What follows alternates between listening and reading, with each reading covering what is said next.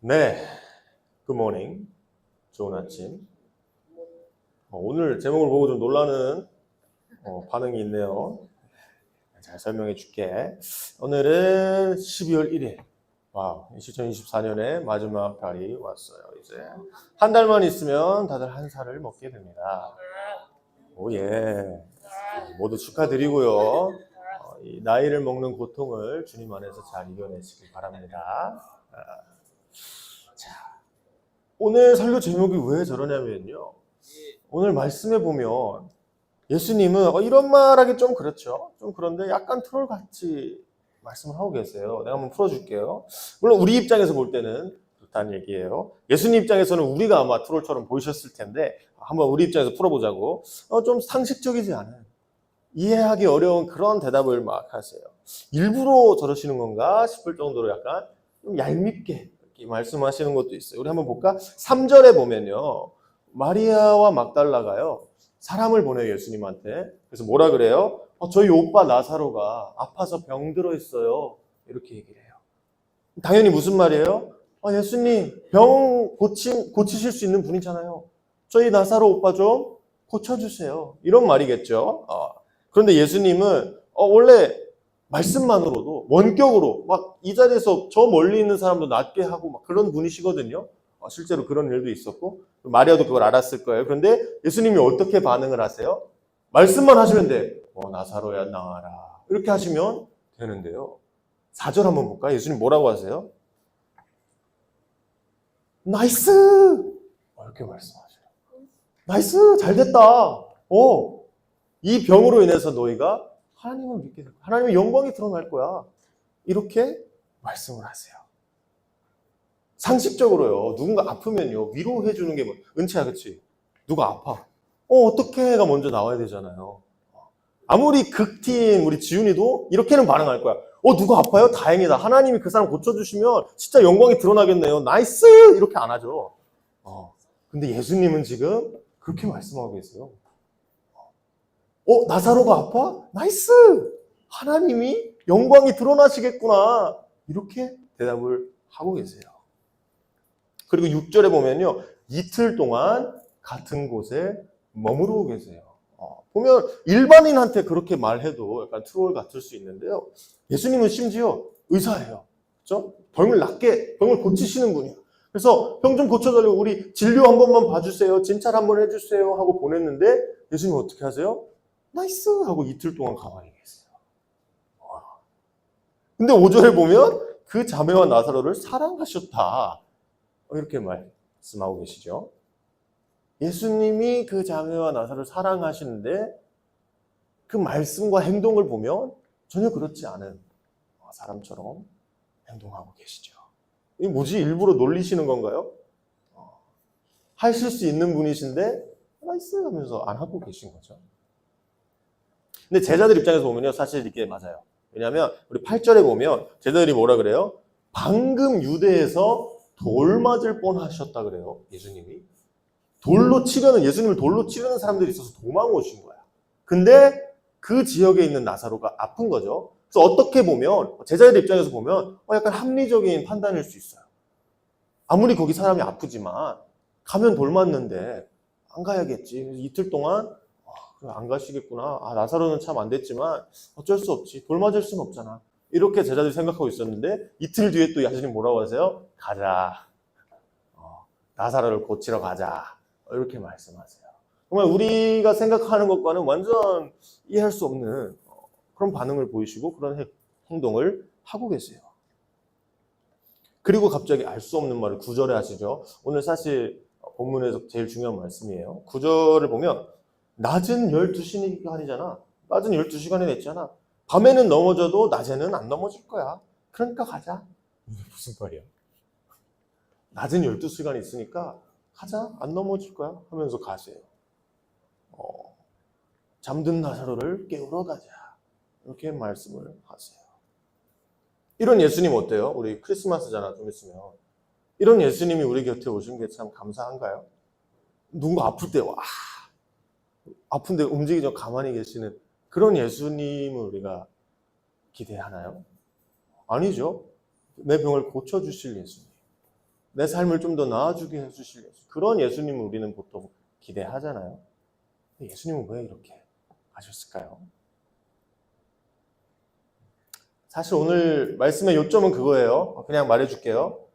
예수님을 잘 알지 못하는 사람의 시선으로 예수님을 바라보면요, 예수님은 그냥 트롤이에요. 세상이 이해할 수 없는 방법으로 뭔가 우리 보기엔 그게 전혀 상식적이지 않은데 그런 것들을 막 행하시는 분이세요.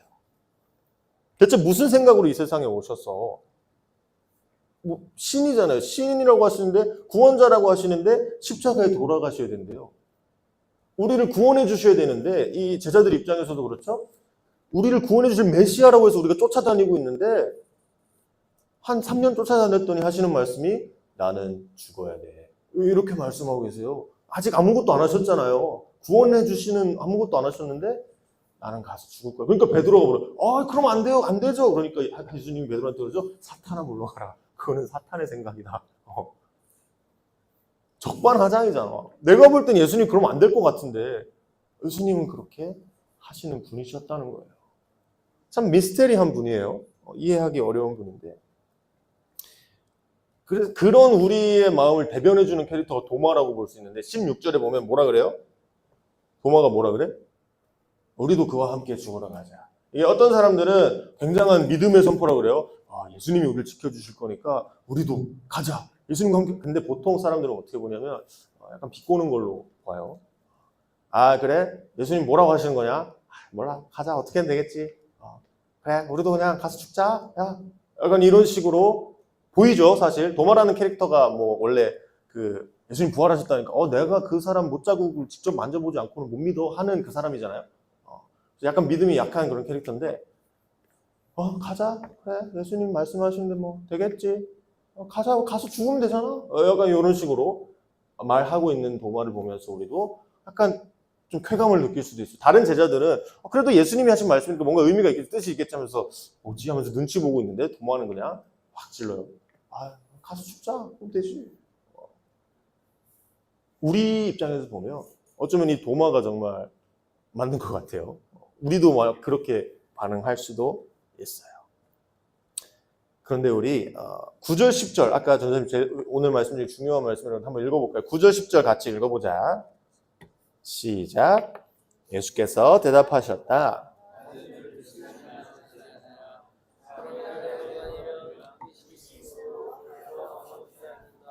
그러나 밤에 걸어다니면 빛이 그 사람 안에 없으므로 걸려서 넘어진다. 예수님은 빛이세요. 요한복음에서 처음부터 끝까지 맨 처음에도 나와요. 빛으로 세상에 오신 예수님. 요한복음에서 빛이라는 단어가 자주 등장을 하는데 보통 예수님을 가리켜요. 이 빛이라는 존재는 하나님을 알지 못하는 어두운 세상에 밝히러 오신 분이세요. 그분이 바로 예수님이세요. 아멘. 예수님은요, 이 어두운 세상을 밝힐 수 있는 유일한 빛으로 이 세상에 오신 분이세요. 그래서 이렇게 빛이신 예수님과 함께하는 제자들은요, 걸려 넘어질 수 없겠죠. 유대로 돌아간다고 해도 아무리 돌로 치려는 사람이 있다고 해도 걸려 넘어지지 않겠죠. 그런데 안타깝게도 예수님의 제자들은 당시에는 이 빛을 알아보지 못했어요. 다른 사람들처럼 약간 트롤링 하는 것처럼 보이고 예수님이 아프다는데 나이스 하는 사람은 없죠. 근데 그런 사람이니까. 우리가 근데요, 나중에 지금 이 시대 말고 나중에 예수님의 입장으로 모든 걸 깨닫고, 지금은 알지 못하잖아요, 기자들이. 근데 다 알고 난 상태에서 이 말씀을 다시 읽어보면요, 좀 다르게 읽힐 수가 있어요. 예수님 입장에서 내가 구원자인데, 그렇죠? 내가 빛인데, 요한복음 1장에도 그렇게 나오거든요. 빛으로 예수님이 세상에 오셨는데 자기 백성들조차 그 사람을 알아보지 못한다. 이렇게 나오거든요. 내가 구원자인데 얘네 대체 언제까지? 내 제자들이라는 애들이 대체 언제까지 이렇게 비꼬고 한 대 확 지어박을 수도 없고 언제 사람 되지? 이렇게 생각하실 수도 있어요. 아마 예수님 지금 우리를 볼 때도 그렇게 보실 수도 있어요. 준호 저거 언제 사람 되나? 은찬이 경섭이 쭈루룩 앉아있네. 쟤는 어떡하냐. 라고 예수님이 보고 계실 수도 있는데요. 이 제자들도요. 제자들이 어떻게 죽는지 알아요? 12제자들이 그냥 평범하게 죽은 사람이 없어요. 다들 뭐 고문당하고 감옥에 갇히기도 하고 뭐 창에 찔리기도 하고 불에 타기도 하고 베드로는 뭐 십자가에 거꾸로 매달려서 죽기도 하죠. 왜 그런 결말을 이 제자들이 맞았을까요? 뭘 위해서? 빛이신 예수님을 세상에 전하기 위해서. 그 과정 속에서 이 제자들은요, 그걸 위해 자신의 목숨을 아끼지 않고 다 드렸던 사람들이에요. 우리 중고등부 친구들은 어떨까? 예수님 보시기에 쟤네 언제 저 트리오 트리오라고 안 했어. 쟤네 언제 사람 되나? 이렇게 생각하실 수도 있겠죠. 그런데 예수님은 아실 거예요. 예수님이 제자들을 보실 때도 똑같이 생각하셨어요. 얘네 언제 사람 되지? 라는 생각도 하셨겠지만 또 알고 계셨을 거야. 이 제자들이 얼마나 나를 위해 희생할지, 얼마나 나를 위해 자기 모든 것을 내줄 사람들인지 아셨을 거예요. 그러니까 참고 기다리면서 조금씩 하나님 말씀을, 세상의 빛을 전해주셨던 거겠죠. 전도사님 볼 때도 사실 저 트리오가 좀 이렇게 모자를 볼 때도 있고 그런데요. 나랑 얘기를 많이 해요. 그 친구들이 하는 고민들이나 신앙적 고민들이나 아니면 나 자신에 대한 아니면 뭐 서로에 대한 이웃에 대한 그런 고민들을 내가 들어보면요. 이 친구들은 희망이 있다 느껴져요. 뭐 너네가 보기에는 안 그럴 수도 있는데 겉으로 보기에는 안 그럴 수 있는데 전도사님 보기에는 뭔가 해낼 거야 쟤네. 해내야 된다 알았지? 내가 이렇게 말했으니까 그래.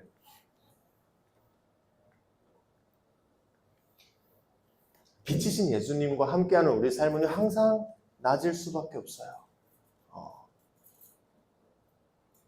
세상 사람 보기에는 좀 어리석어 보일 수 있고요. 쓸데없어. 왜 저렇게 사나 싶을 수 있는데요. 우리는 빛 가운데 왜 교회 다니는 사람들은 남들 하는 대로 요새 뭐 유럽이나 미국에서도 뭐 차별금지법 이런 것도 있고 뭐 낙태 뭐 이런 거라든지 그런 사람들 존중해주지 않으면서 왜 굳이 적을 만들까요? 그 사람들이 행복하게 사는 걸 두고 볼 수가 없나? 꼭 태클을 걸어야 되나? 그런 집단인 건가, 교회는? 남의 행복을 바라볼 수 없는 그런 집단인 건가요? 왜 저럴까요? 이 세상은요, 우리 선생님들 때랑은 많이 달라요. 많이 달라요. 오늘날 세상은요, 엄청난 양의 정보들이 한꺼번에 들어오는 세상이죠. 이 폰 하나로 지구 반대편에서 지금 이 시간에 무슨 일이 일어나고 있는지 알 수 있잖아요. 그렇죠? 옛날에는 우리나라에서 무슨 일이 일어나는지도 다 잘 모르던 때인데 요점은 정보가 아주 많아요. 우리가 접할 수 있는 내용들이 너무 많은 세상을 살고 있어요. 이런 세상에서 중요한 것은 중심이 잡혀 있어요. 내가 누군지. 봐봐요. 이게 좋다. 저게 좋다. 이건 틀렸다. 이건 맞다. 수많은 주장들이 있고요. 뭐 이념들도 있고 사상들도 있고 매일매일 귓가에 들려와요. 그런데요. 우리가 일로 갔다가 일로 휘둘렸다가 절로 휘둘렸다가 내 안에 중심이 없으면요. 사실 친구들 나이 때는 그 중심을 찾아가는 시기야. 그래서 제일 중요한 시기예요. 그 중심이 제대로 잡혀있지 않으면요. 누가 이렇게 말하면 오 그렇구나. 저렇게 말하면 와우. 그냥 이렇게 흘러간다니까. 그런 인생은요. 어쩌면 실패한 인생일 수도 있어요. 왜냐하면 오늘 말씀 아까 중요한 구절에서 나왔던 것처럼 낮에는 괜찮은데 밤에 깜깜한 빛이 없는 곳에 사는 사람들은요. 어차피 깜깜한데 일로 가나 절로 가나 똑같아요. 야 일로 가면 좀 더 괜찮대. 그래서 막 우르르 가도요. 빛이 없는 건 똑같아요. 어둠 속에 살아가는 건 변하지 않아요. 빛이 있고 없고가 차이를 만드는 거지, 빛이 없는 곳에서 아무리 이리저리 왔다 갔다 해봐도 큰 차이는 없어요. 지금 당장은 뭔가 변화가 있을 것 같고 눈에 보이는 뭔가 눈에 띄는 게 있을 것 같은데요, 사실은 큰 변화가 없어요. 제일 큰 변화는요, 빛이 있는 곳으로 가는 게 제일 큰 변화예요. 우리는요, 나만의 어떤 기준을 가지고 살아야 돼요. 특히 이런 세상에서는 너무 많은 정보들이 왔다 갔다 하는 세상에서, 특히 이렇게 유년기 때, 이렇게 중고등 청소년 때 이렇게 많은 정보를 접하면, 옛날에는 가정이나 학교나 이런 데서 어느 정도 나 자신을 확립하고 내가 누군지 나에 대한 기준을 세운 다음에 세상에 나갔어요. 그래서 누가 뭐라고 해도 막 흔들리지 않을 수 있었는데, 요새는 그렇지 않아. 어릴 때부터 유치원 때부터 그냥 이런저런 막 모든 걸 접할 수 있는 때란 말이야.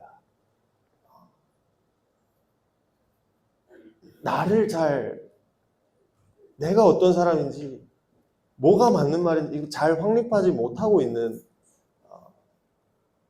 지금 상태에 처한 친구들은요, 더 조심해야 돼요. 그리고 더욱더 귀중한 것이 무엇인지 알아야 돼요. 아까 말했죠? 어둠 속에서 이리 갔다 저리 갔다 해봤자 소용없다. 빛이신 예수님이 빛으로 오셨기 때문에 빛을 향해 가야 돼요. 그것만 우리 안에 있으면요, 괜찮아. 근데 그게 없으면요, 안 괜찮아. 많이 안 괜찮아. 우리는 이런 세상의 외침 속에 휩쓸려가는 무리 중에 하나가 되는 게 아니고요, 나만의 어떤 것을 세상에 소개하는, 되려 세상에 아니다 이게 맞다 라고 소개할 수 있는 그런 소신, 그런 걸 가진 사람들이 돼야 돼요. 예수님이라는 빛을 이 어두운 세상에 전할 수 있을 만한 그런 능력이 되는 사람들이 돼야 돼요. 그러려면요, 우리가 도마 같은 믿음에 머물러서는 안 돼요. 보이는 대로, 예수님을 보이는 대로 그냥 굳이 그때로 판단하는 사람들은요, 예수님을 그냥 트롤이라고 여길 수밖에 없거든요. 진짜 그래요. 예수님이 하신 행적들을 그냥 우리 기준에 맞춰서 보면요, 그거는 진짜 이상한 거예요. 예수님은 이상한 사람이에요. 그래서 실제로 많은 사람들이, 예수님을 알지 못하는 어둠 속에 있는 사람들이 예수님을 볼 때, 성경을 읽을 때, 교회 사람들을 볼 때 미쳤다고 하죠. 저런 거 왜 믿냐? 저런 거 신이 뭐 있냐? 그렇게도 얘기하고. 저번에 내가 리브가 설교했던 거 기억나나? 사람은 상식적으로는 할 수 없는, 내 남편이랑 첫째 아들을 속여가지고 둘째 아들한테 복을 받게 하고 막 그랬던 거 있잖아요. 또 라합도 그랬다 그랬지. 내 나라, 매국노라 그랬잖아, 라합이. 내 나라 사람들 팔아먹은. 근데 하나님 그 성경의 기준에서 볼 때는 정말 믿음직한 사람, 믿음이 뛰어난 사람, 선한 사람이에요. 우리가 기준을 볼 때 하나님의 기준으로 세상을 봐야 되고요, 예수님 편에 서서 빛으로 살아가요. 우리 그렇게 살 수 있나요? 빛을 세상에 전하면서 살 수 있나요?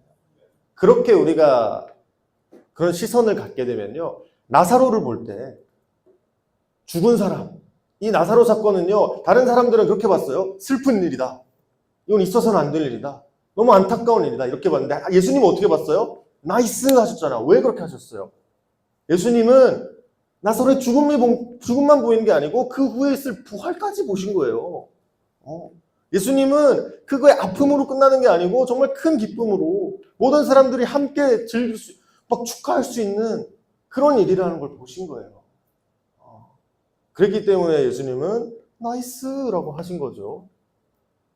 이 나사로가 살아나는 걸 통해서 너무 많은 사람들이 하나님께 돌아올 수 있겠구나, 빛으로 돌아올 수 있겠구나, 이 사건은 정말 대단한 사건이다, 이걸 보신 분이고요. 제자들은 못 봤어요. 아무도 못 봤어요. 예수님만 보셨어요. 우리는 그런 조금 남다른 시선을 가지고 세상을 살아가야 돼요. 세상에 어떤 일이 일어났을 때 먼저 우리가 판단하기보다는 빛으로 비춰봐야 돼요. 예수님이 저걸 어떻게 보실까? 예수님이 저걸 뭐라고 하실까? 그렇게 볼 수 있어야지 우리는 세상을 살아가기에 부족함 없는 사람들로 무사히 세상을 살아갈 수 있을 거예요. 아멘. 남들이 보기엔 죽음뿐인 일이라도 그곳에서 부활을 볼 수 있는 사람들이 돼야 돼요. 죽음이 없으면 부활도 없잖아요. 그런 친구들 될 수 있도록 전도사님이 기도할 거고, 친구들도 기도하면 좋겠어요. 나 자신에 대해서 세상 사람들과 별다를 것 없는 세상의 시선으로 바라보는 사람들이 아니라 예수님의 시선으로, 빛으로 바라보는 친구들이 되게 해달라고 매일매일 기도하는 친구들 되면 좋겠습니다. 기도할까요?